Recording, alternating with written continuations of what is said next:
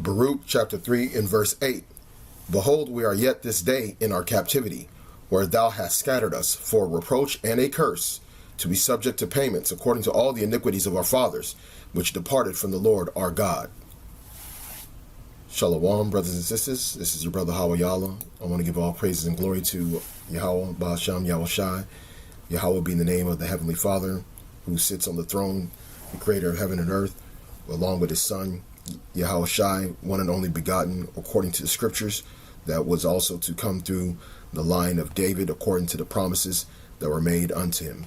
We are currently today a day after Juneteenth, and I wanted to go into a brief lesson just concerning the uproar about Juneteenth, and I'm seeing all these people celebrating it, recognizing it.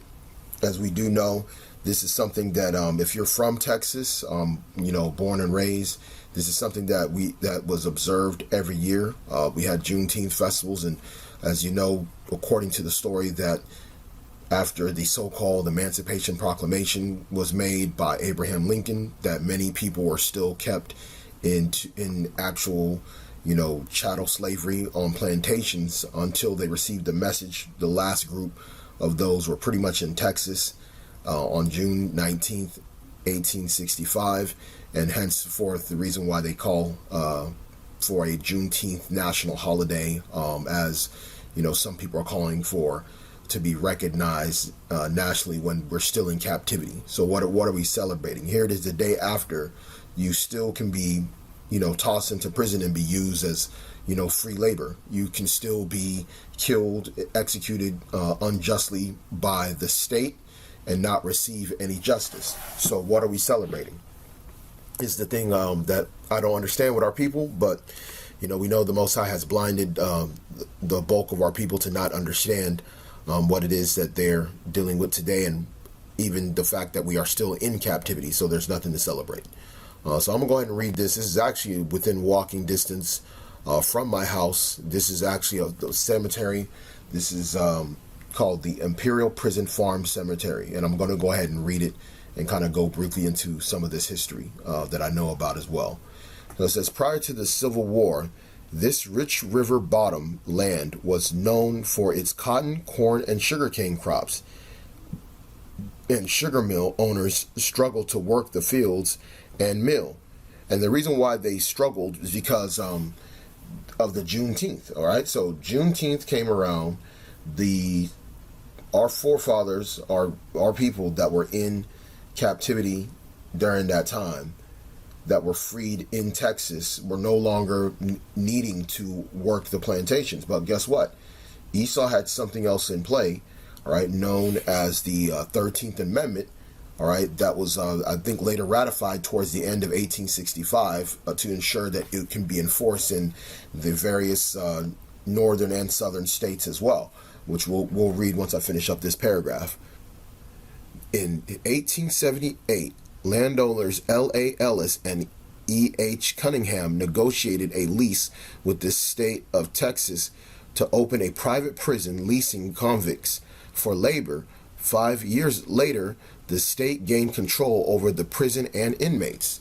Okay, so basically, these two Edomite men were able to negotiate a convict leasing program with the state.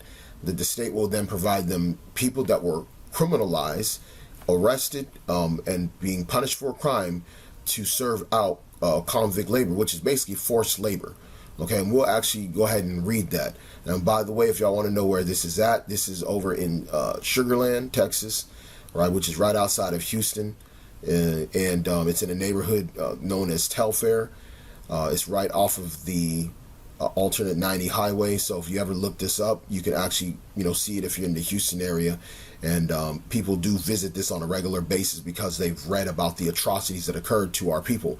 I've even seen East Indian people yesterday when I came here and took a video and a picture of this. They actually came over there to lay flowers or roses to commemorate the people that suffered this. The 13th Amendment. Okay, so here's the 13th Amendment in the United States Constitution, all right, which was passed, it says, by the Senate on April 8th, 1864, and the House on January 31st, 1865. And then it says here the amendment was ratified by the required number of states on December 6, 1865. Now, I'm going to go ahead and read what exactly this amendment says by its section. So, Section 1, neither slavery nor involuntary servitude except as a punishment for crime whereof the party shall have been duly convicted shall exist within the United States or any place subject to their jurisdiction, which means anywhere else, such as like other territories. This could be the island of Puerto Rico. This could be during the time when the United States also had the Philippines under its subjection, whether it's also any territories that they may conquer or bring unto it. You got the U.S. Virgin Islands, you got Guam, you got the America Samoa. Okay, so you also had future states as well, because remember, at this particular time, when this was done, there wasn't 50 states in the U.S. You got to remember that you still had the Western expansion. This is the reason why this particular amendment was not only for that time, but for future territories that in which the U.S. would later control, right? Or as we know it as Babylon. Now, part 2, it says Congress shall have power to enforce this article by appropriate legislation. Okay, so this shows you that they did never abolish slavery. And remember, this particular amendment was made for our people. This particular amendment was not made for Edomites. This amendment was made for our people to be punished after slavery, which shows you that they never abolished slavery. This is one of those, I wouldn't even say it would even be a Jeopardy trivia question, because I don't think they even put this on Jeopardy of whether or not slavery was abolished or what actual amendment allows for slavery in the event of a convicted crime. I mean, people don't even know this, all right? But this stuff is coming out more and more, but it still doesn't, just because people know about it, it doesn't change the fact that this is still being implemented and the fact that we're still yet this day in our captivity. Okay, so I'm going to go ahead and go back to the picture. Okay, so going back over to the second paragraph, it says here, the sugar trade thrived here. And in 1908, I.H. Kempner and W.T. Eldridge bought the small town of Sugarland, created the Imperial Sugar Company and a stable company town and workforce also in 1908.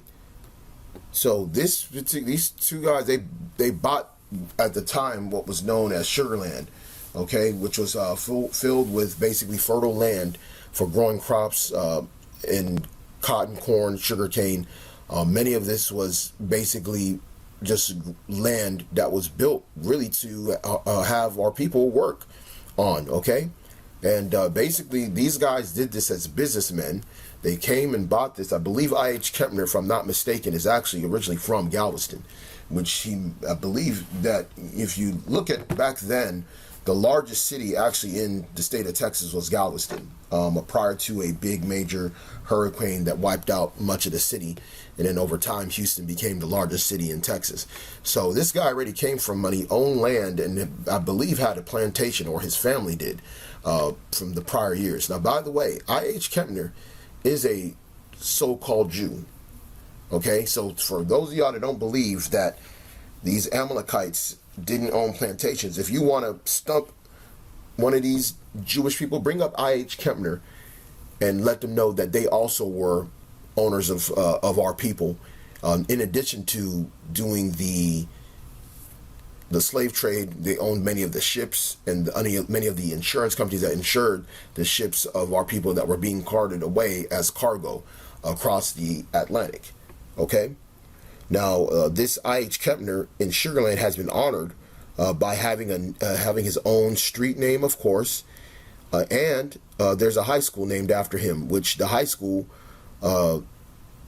is known, oddly enough, when I was growing up, a lot of Edomites were known to kill themselves at this high school. This high school was known as Suicide High when I was growing up, because the Edomites there were known for committing suicide, by the way. So just a little bit of divine retribution on a small scale that will be higher, of course, when the kingdom comes. So going on. So it says here, also in 1908, the state of Texas purchased 5,235 acres of adjoining land and started the Imperial State Prison Farm. So they purposely created a prison farm. The state of Texas purposely created a prison farm that would supply the inmates, who will later be used as convict leasing for this company known as Imperial Sugar Company, which actually makes a lot of the sugar that you will see in some of the stores. I don't know how far out they go, but at least in the state of Texas, much of the sugar that you'll see on the shelves is going to be from Imperial Sugar. Okay, and this is the history of that particular company and how it was founded, and how it was founded on our labor, our people's labor, post so-called slavery. For you people that are celebrating Juneteenth, okay? So going on, so started the Imperial State Prison Farm and more than 400 inmates. It was one of the first state-run prisons, once dubbed the Hellhole on Brazos. This and other state Texas prisons became notorious for deplorable inmate treatment and living conditions before public outcry forced reforms in 1912. So these Edomites created a bunch of state prisons, used what was known as black codes, all right, to lock up our people.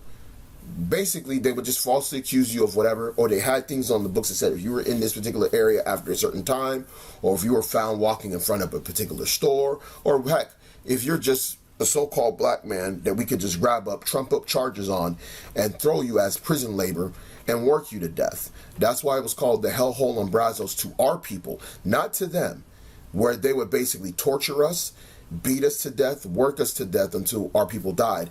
And I'm going to find the other article. Esau is trying to prevent some of this information from coming out. It's trying to prevent some of this information from coming out, but ultimately it's going to come out at the end of the day, because you know, this is something that our people have to know, and this is part of the reason why Esau is going to be, you know, punished severely, you know, upon the return, you know, of our Lord. Okay, so I'm gonna go ahead and read the last paragraph. That says the cemetery has 31 marked graves of inmates and guards' deaths from 1912 to 1943. Now, this particular cemetery was just like a makeshift cemetery. It actually was just, I think, trumped up and made because I guess they found some bodies there, and then they said that they're going to make it a landmark, which is what they did with this at this particular time when they made the landmark of a historic site that a lot of people didn't know about, but they reheard about it because they were building a school. And as they were building a school, they found more bodies. After 2007, when they made this, they found more bodies. Like about, I think it was last year, as they dug up trying to create the school, they found more. And then they found out that those bodies, it was dozens of so-called black men, primarily of the tribe of Judah, that were found, their bones were found from this whole convict leasing program, and they found out that they were used to work at the sugar plantation, and it created a level of a level of shock to the people that lived in the area that actually happened. You know, here it is that they tell, oh, black people, y'all complain about, oh, y'all weren't slaves, slavery ended a long time ago, blah, blah, blah, blah, blah. But these people go to high schools, live on streets, drive on streets named after men that committed these things. They were looking at a school that was being built, and they didn't realize that underneath the school as they were being built, that they were finding the dead bones, all right, of our people there.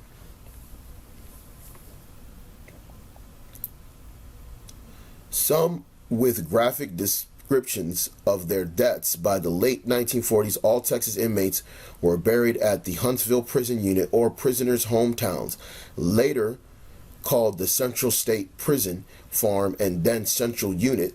The prison farm operated here until 2011, when the state sold part of the land for a new housing development. The city of Sugar Land purchased 363 acres, including the cemetery, for a parkland and to ensure the preservation of the cemetery. A white cross surrounded by prisoners-made bricks stand in the center of the cemetery. The gate and some sections of the fence are original. Okay, so there's actually the gate behind it, which is behind this sign. If you ever want to see, you can probably find it online, or I may be able to go back and take more pictures if time permits. So let me go ahead and read this. This is going to be Revelation chapter 21 and verse 1. And I saw a new heaven and a new earth, for the first heaven and the first earth were passed away, and there was no more sea. And I, John, saw the holy city, New Jerusalem, coming down from God out of heaven, prepared as a bride adorned for her husband. And I heard a great voice out of heaven saying, Behold, the tabernacle of God is with men, and he will dwell with them, and they shall be his people, and God himself shall be with them, and be their God. And God shall wipe away all their tears from their eyes, and there shall be no more death, neither sorrow, nor crying, neither shall there be any more pain, for the former things are passed away. So this is the things that we suffered, our forefathers suffered, we suffered till today, the tears of our oppression, the death. You had many people that were innocently grabbed up and taken and convicted by these devils, by these Edomites, all right, the chosen people of Shaitan. And they saw us suffer. They inflicted sorrow and pain upon us and didn't have no pity. That time is going to come to an end, all right, when the Lord reverses the curse and turns into a blessing and takes us out of our captivity, and we won't have to experience such pain anymore. This is a tragedy, and many more things like this have happened to us over the centuries that are unwritten, unknown. Okay? This is Revelation chapter 7 and verse 13. And one of the elders answered, saying unto me, What are all these which are arrayed in white robes, and whence came they? And I said unto him, Sir, thou knowest. And he said to me, These are they which came out of great tribulation, and have washed their robes, and made them white in the blood of the Lamb. Okay, so this is going to be those that were believed, right, on Yahawashi, and whose sins were cleansed by his blood, and the ones, of course, that came out of great tribulation, right, the elect that is to inherit the everlasting kingdom, in which we will rule over our oppressors. Verse 15, Therefore are they before the throne of God, and serve him day and night in his temple. And he that sitteth on the throne shall dwell among them. They shall hunger no more, neither thirst any more, neither shall the sun light on them, nor any heat. All right, why is this being brought up? Because this is a sign of our captivity. Okay? This is exactly what those brothers went through when they were being used to be worked to death, underfed. Okay? We're not being given water, and out in the hot Texas sun, okay, to be worked to death for the gain, right, of these Edomites. These Edomites didn't go through this. This is what our people went through, and this is the reason why. This is the reason why he's going to take this away. Okay, like the scriptures say, we are our fathers. You that live today, who says, I'm no slave, I've never been in no captivity, blah, blah. You are your fathers. This is what our people went through lives ago, unto this very day. Verse 17, For the Lamb which is in the midst of the throne shall feed them, and shall lead them unto living fountains of water, and God shall wipe away all tears from their eyes. So there's going to be a time when the Lord will change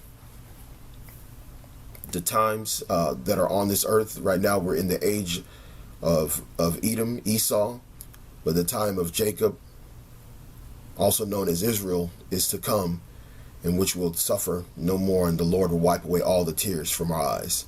So hopefully this is edifying. And again, I want to give all praise and glory to Yahweh, Ba'asham, Yahawashi.